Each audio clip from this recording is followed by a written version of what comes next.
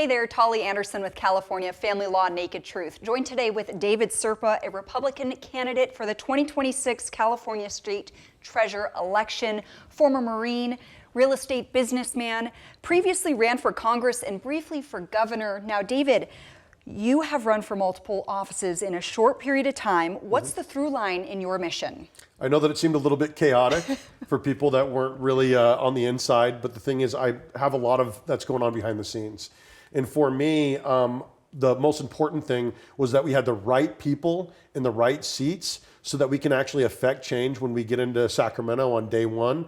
And the biggest problem that we've had in election cycle after election cycle is that we have 8 different executive branch seats and they don't work together. And so there's no real thorough through line when they get in there on what they're going to do, what they're going to accomplish.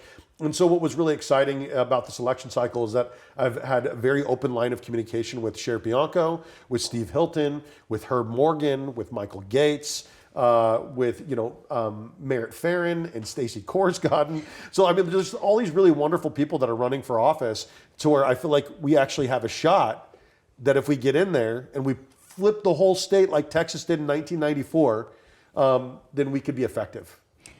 Now, we're talking about California Family Law Naked Truth. It's a huge organization up and down the state supporting many families in the court system. Now, those families have been denied access to public records, to service records contracted by the county. Now, if you were to be elected, should that be the case, and how would you fix that? So, of course not, that shouldn't be the case, but the public records of the Secretary of State's office, that's what they're in charge of. And what I would love to see happen for the entire government, but specifically the Secretary of State's office, I want to get government on an app to where it's clean, it's transparent, it's instantaneous. If there's public information that you're requesting and it's available through the app, you should be able to get it right away. It shouldn't be the kind of thing that we're having to beg, borrow, steal, jump through hoops, work with different committees to get everybody lined up and on the same page. It should be as simple as if it's public record, it should be available on the app and it should be in the palm of your hand through the Secretary of State's office. Sticking on the topic of California Family Law Naked Truth, specifically family court, you grew up in the system you talked about, David. Can you share with us a little more about that? Sure, yeah, I was raised, by a single mother. My mom worked 3 jobs. I've lived in women's shelters. I've lived in shelters as a child, lived in Section 8 housing. And so a lot of the government programs, as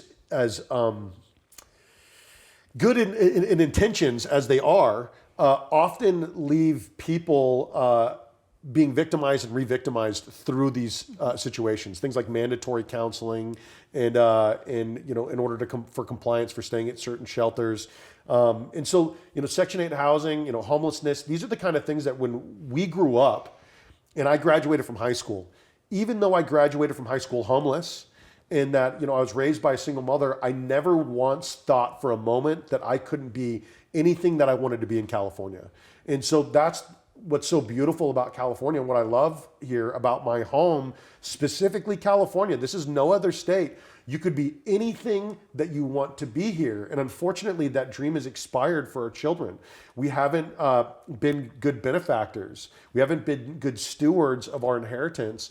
And so in order to make sure that our children are graduating from high school, no matter the situations that they're in, whether they're in the foster care situation, where they are, whether they're at a group home, or whether or not they're getting ready to age out at 18 years old without the systems that they need around them, to know that you can do anything that you want to do requires work from our generation to make sure that that's preserved for them.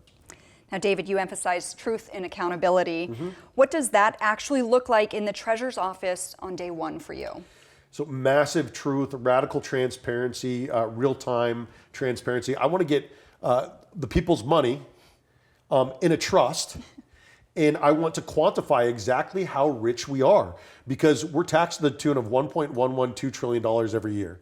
And if we realize just how much money we're paying in taxes, but also how rich we are in oil, natural gas, lithium, uranium, oil-rich states don't typically pay an income tax. They pay oil dividends. And so radical transparency for me is taking 6 steps to get Californians back to a surplus by focusing on fiscal responsibility, focusing on a constitutional treasurer's position, by focusing on these 6 steps: defund, divest, invest, reduce, eliminate, and return.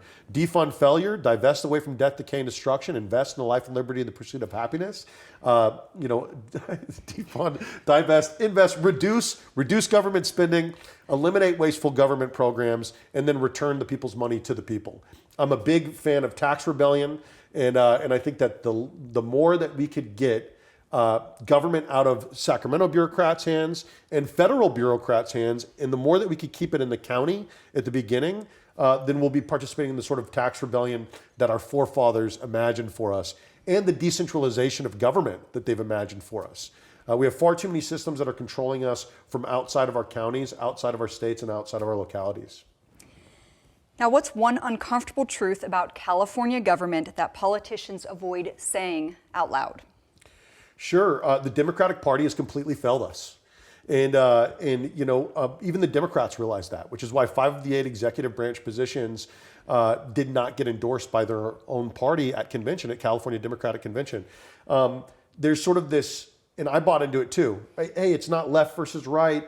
We could all work together. But how far does it have to go down one party rule where we see the complete and total destruction of nearly every major city, of all these major counties, along the whole 800-mile long coastline, where we're seeing farms drying up, we're seeing Main Street going away, we're seeing lumber going away from Humboldt, we're seeing oil going away from Kern. So it is Democratic failure that has gotten us where we are now.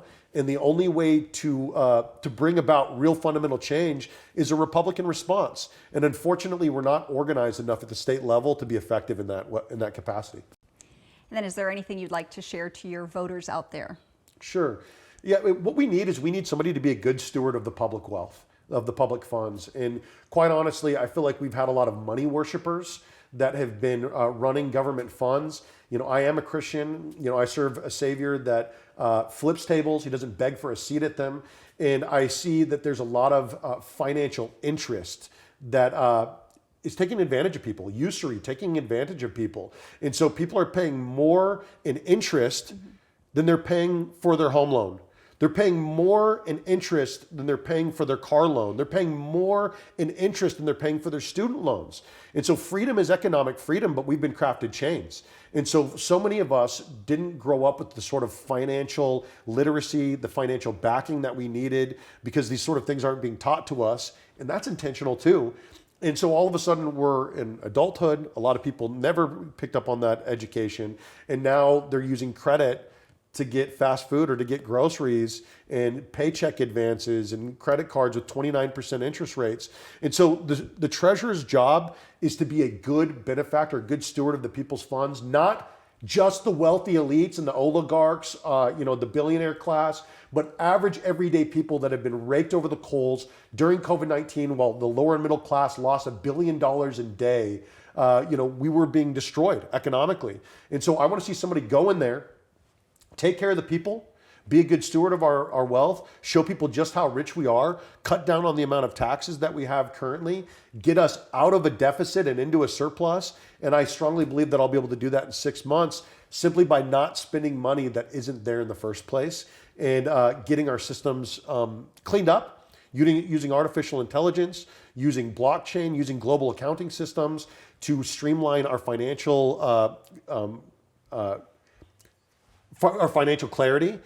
Because when I look at who's passing audits, when I look at who's being a good steward of public funds right now, the DOD, the Department of War, has failed 7 consecutive audits. But there's one branch of the military that has passed every audit for the last 5 years, and that's the United States Marine Corps. So I'd love to get a bunch of Marines, hire them out of the Marine Corps, take them into Sacramento with me, and clean up those accounting systems.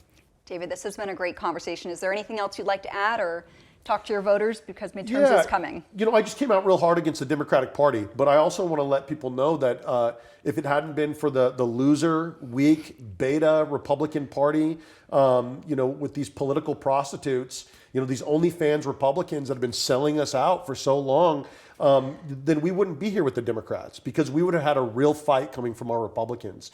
But unfortunately, the Republican Party has become the red light district in California.